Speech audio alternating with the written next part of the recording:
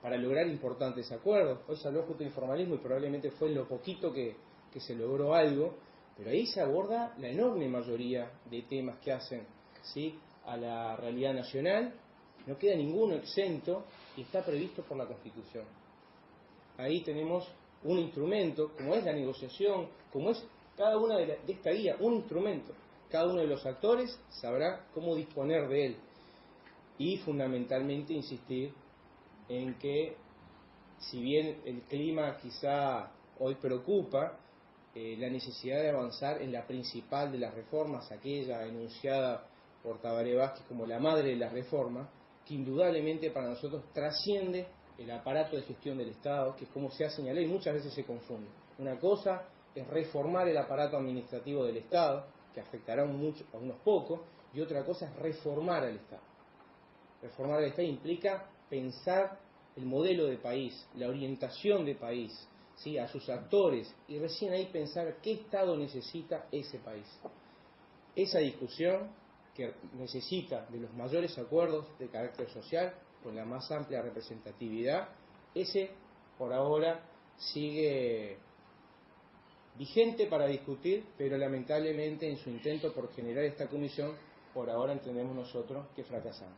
Simplemente, y termino con esto de verdad, el movimiento sindical sigue como siempre vigilante a los procesos, ¿sí?, no es indiferente a ellos y por supuesto siempre ha mostrado su mayor predisposición y voluntad para discutir absolutamente todos los temas y participar y lograr los mayores consensos posibles, porque no son necesarios solamente para el movimiento sindical, sino para todo el país. Muchas gracias. Estimados amigos, gracias por haberme invitado a participar de este panel. Debo aclararles que no soy experto en estos temas, no soy economista, sino que van a ser las experiencias de negociación de un padre, como decían, de un esposo, de un empresario, que nuestra vida es la continua negociación con clientes, con nuestros propios funcionarios, con proveedores. Así que eso es lo que hoy intento comentar con ustedes. El documento que me ha presentado, debo confesarles que lo he leído y ya lo tengo en mi mesita de luz, porque la primera negociación que aprendí a realizar es con mi esposa. Sin duda que fueron las primeras veces que aprendí a renunciar a una cantidad de aspectos que yo consideraba que eran innegociables, pero pasado 30 o 40 años me doy cuenta que fue muy valioso haber aprendido esa conducta de negociar y ceder. Y respecto de esto, quisiera hablar del momento en que ustedes presentan este documento. Yo, compartiendo con lo que dice Santiago, es un momento histórico de América Latina en general y del Uruguay en particular.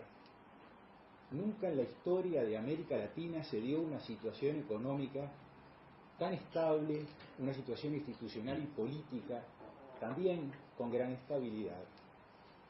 Vemos que las macroeconomías de los países están relativamente ordenadas, aquellos problemas de las deudas externas han quedado de lado, los países de alguna forma u otra se han blindado, estableciendo vencimientos con los futuros crecimientos para poder atender a las deudas. Aquellas inflaciones de 2 y 3 dígitos han desaparecido, con lo cual hoy tenemos realmente una tabla, una plataforma de lanzamiento que no debemos desaprovechar, en América Latina y en Uruguay en particular. Uruguay forma parte de los países subdesarrollados, como después de la Segunda Guerra Mundial nos dividieron en países desarrollados y subdesarrollados. Y debemos decir que lamentablemente el 80% de la población aún vive en países subdesarrollados. A estos países en algún momento se los llamó países del tercer mundo, luego se consideró que era hasta ofensivo considerar a estos países como países que pertenecían a otro mundo y se los llamó países en vías de desarrollo. En lo particular no comparto con esta definición, porque hay países que son subdesarrollados y seguirán siendo subdesarrollados. El pasar a la etapa de ser un país en vías de desarrollo implica primero reconocer esta condición y ahí sí que haya un gran acuerdo de toda la sociedad buscando salir de esa situación de subdesarrollo. Por eso pienso de la importancia de este documento en este momento que no debemos desaprovechar ninguno de los actores de la sociedad para desde esta plataforma tan favorable tomar esta decisión. Y puede ser uno de los objetivos, como dicen ustedes, que tenga que ser un objetivo que nos atrape a todos. Simplemente plantearnos, queremos un Uruguay desarrollado para el año 2030. Y no crean que fue invento mío, no soy capaz de inventarlo, sino simplemente los hermanos chilenos ya se lo han propuesto, pero han propuesto para el 2020. Y pienso que sería bueno que tengamos esa meta por delante, y dentro de ella los subprogramas o las submetas, tanto como ha planteado Marcelo, como ha planteado Pablo, que son las pequeñas etapas y los pequeños triunfos, pero siempre con el objetivo final. Pero creo que solamente tenemos un inconveniente que es común en América Latina, por lo que me ha tocado vivir, y también en particular en Uruguay, que tenemos que dejar atrás lo que yo llamo, capaz que equivocadamente, el subdesarrollo ideológico o la inmadurez ideológica, que nos lleva muchas veces a tomar posiciones fundamentalistas que traban los acuerdos. Creemos que cuando el objetivo final que estamos buscando es tan importante como llevar todo un país a que finalmente termine siendo un país desarrollado, muchas veces con generosidad deberíamos dejar de lado algunas de nuestras posturas y actuar con mucho pragmatismo. Diagnósticos de la situación de Uruguay, de América Latina, hay infinidades, están guardados en los archivos, discursos altisonantes de los problemas, también ya los hemos escuchado. Yo creo que ya tenemos que empezar un diálogo rápido y luego crear una verdadera estrategia y un plan de trabajo, con metas claras, con responsabilidades, con los caminos que se deben recorrer y asumiendo responsabilidades. Porque solo si asumimos las responsabilidades estaremos atadas a ellas. ¿Cuántas veces vemos que los gobernantes se reúnen de nuestros países latinoamericanos y terminan en una gran foto con una declaración nada más? Ya no alcanza. Aprovechando esta situación, queremos o nos gustaría ver que haya un compromiso firmado con un plan, con fechas y con caminos y con responsabilidades. Y eso es lo que aspiramos a hacer aquí en nuestro país. Ustedes, en la página 103, y no digo esto para que ustedes crean que yo leí todo esto, porque sé que es una estrategia, es que lo leí en serio, y recuerdo esa página porque ahí ustedes hacían una pregunta. ¿Ustedes creen que es posible que exista un diálogo social y un acuerdo? Y yo digo terminantemente que sí, que lo creo. Pero para ello debemos generar primero de todo la confianza entre los interlocutores. Eso es clave, ustedes lo dicen también.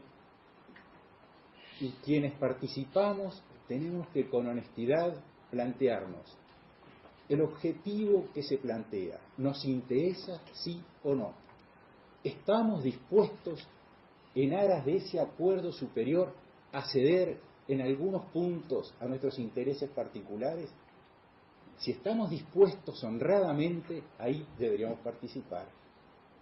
Es preferible, en otro caso, no participar, como creo que tú lo dijiste, María Fernanda, a veces en algunos ámbitos que se nos ha invitado, decimos, vamos a participar porque no podemos dejar el lugar vacío, es importante estar, pero no estamos convencidos de los objetivos.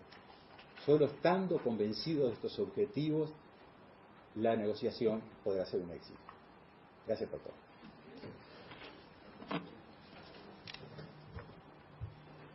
Pues bien, muy buenos días. Agradecer al IEM, a la Escuela de Negocios y de la Universidad de Montevideo por la invitación, el agrado de volver a estar acá en Montevideo, en la presentación de este libro. Saludar al rector, señor Santiago Pérez del Castillo, distintas autoridades, los panelistas, los investigadores, el equipo de investigadores de esta excelente investigación, ¿no?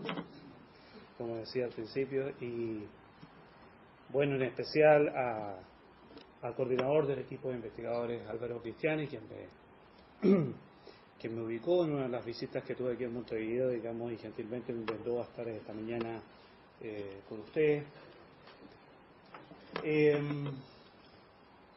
Yo voy a hablarles principalmente de lo que fue la economía política y el gran acuerdo de la reforma previsional chilena del año 2008.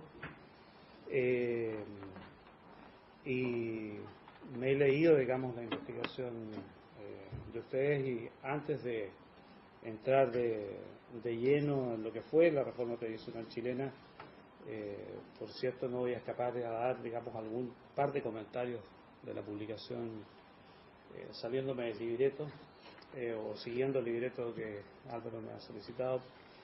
Y hay tres cosas que me gustaría compartir antes de hablar de la reforma previsional chilena y cómo armamos este gran acuerdo en Chile, que fue pasar de un sistema de capitalización individual a un sistema integrado de pensiones, que es el que tenemos del 2008 en adelante.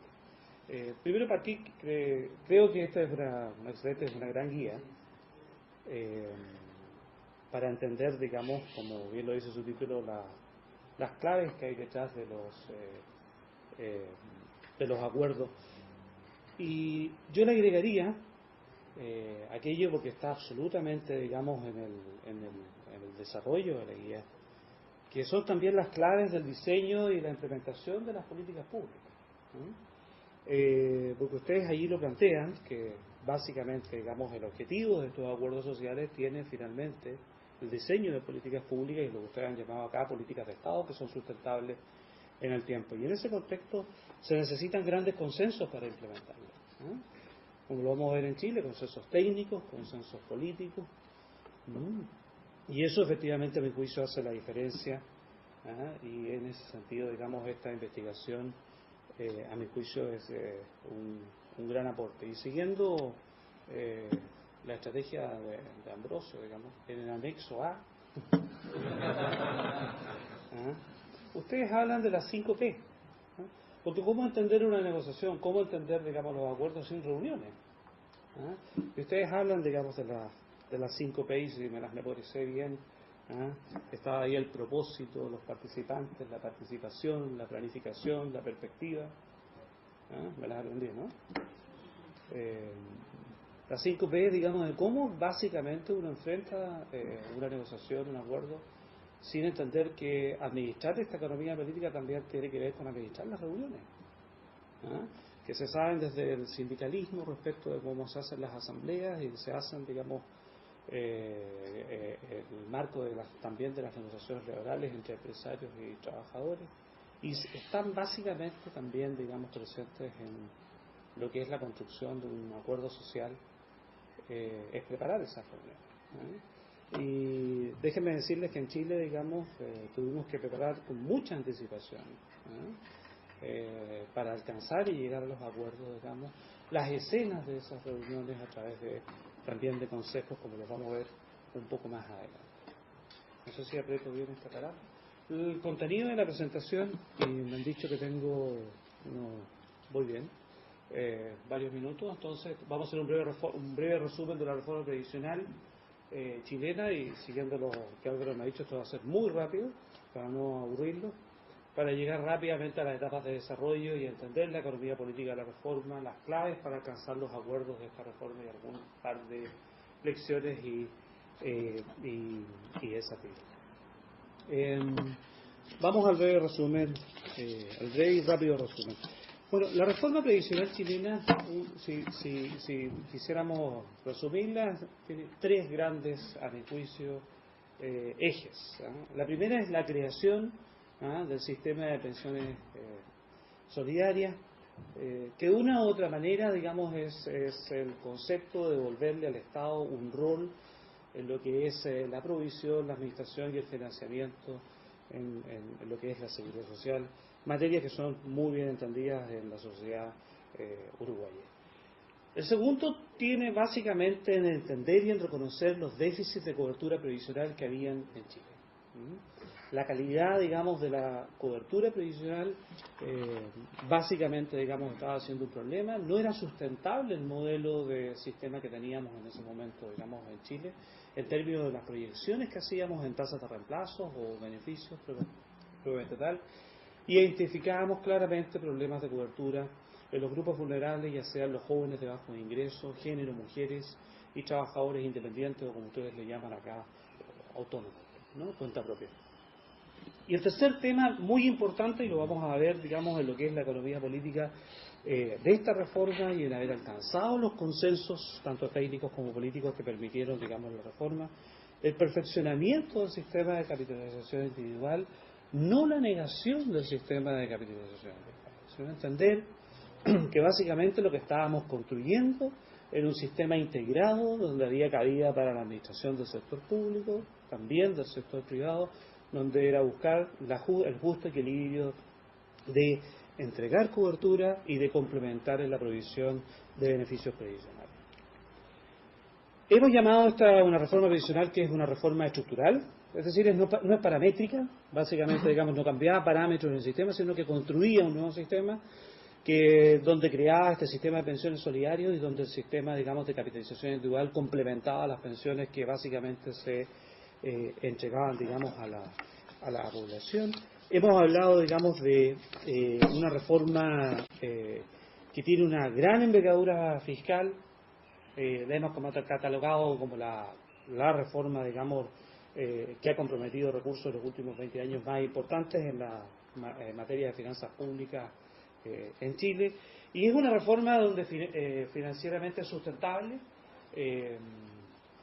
En el año 2006 se legisla, digamos, la Ley de Responsabilidad Fiscal y se crea el Fondo de Reserva de Pensiones, que le da, digamos, sustentabilidad a la reforma previsional en Chile. Vamos a ver un poco más adelante por qué es tan importante haber anticipado, digamos, este debate, que ya, digamos, era complejo en términos técnicos respecto de lo que era la reforma previsional, sino que haber adelantado materias que tienen que ver con el financiamiento. El Estado garantizando derechos, digamos, hemos hablado de una reforma que es integral. Básicamente también esta reforma previsional trajo consigo, digamos, una profunda modernización del Estado. Yo creo, digamos, y lo he afirmado en Chile, digamos, con bastante certeza lo diría, digamos, que la principal transformación de modernización del Estado que se ha hecho en el Estado en Chile en los últimos 20 años tiene que ver con la profunda transformación que tuvo el Ministerio del Trabajo y Previsión Social en todos sus niveles, tanto en el diseño de políticas, en la regulación, fiscalización y entrega de servicios, que fue completamente reformado con la reforma previsional. Eso no tiene solamente que ver con la entrega de coberturas y beneficios, sino que tiene que ver de cómo el Estado se hace cargo de entregar, digamos, esos beneficios a la ciudadanía. Y básicamente yo les diría, digamos, que la reforma en este gráfico, digamos, teníamos básicamente concentrado, digamos, un déficit de cobertura, que la reforma crea este sistema de pensiones donde entrega pensiones no contributivas y también pensiones que complementan el sistema de capitalización individual, donde adicionalmente, digamos, el sistema de ahorro voluntario fue fortalecido.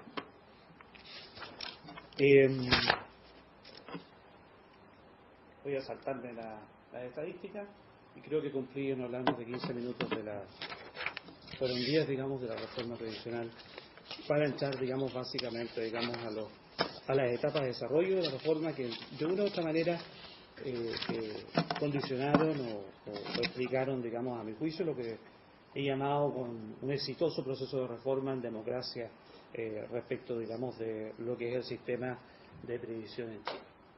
Bueno, básicamente las etapas de desarrollo de la reforma previsional transitó por sus 5 estados básicos de una política pública. Llámese la primera, donde están los estudios, la construcción de los datos y los diagnósticos, y aquí me quiero detener. Muchas veces esta etapa es olvidada, o esta etapa no es colocada en el momento preciso para armar básicamente un diseño de política. Lo voy a reiterar un poco más adelante, pero no me he aguantado en decirlo. Las buenas ideas o tener la razón en el diseño de políticas públicas no vale. Hay un tránsito muy importante entre tener buenas ideas e implementar esas buenas ideas, que algunos llaman, digamos, de las ciencias políticas, digamos, la economía política, otros lo llamamos, digamos, casi, digamos, ecuación que hay que encontrar en los distintos actores sociales que participan del desarrollo de la toma de, digamos, de las decisiones, en ponerse de acuerdo, digamos, en una estrategia y en una senda, digamos, de estratégica, digamos, para implementar, digamos, esa política. Y en ese contexto nosotros, si bien la administración de la presidenta Bachelet comenzó en el año 2006, y ya en la administración del presidente Lagos, principios de esta década, en el año 2001,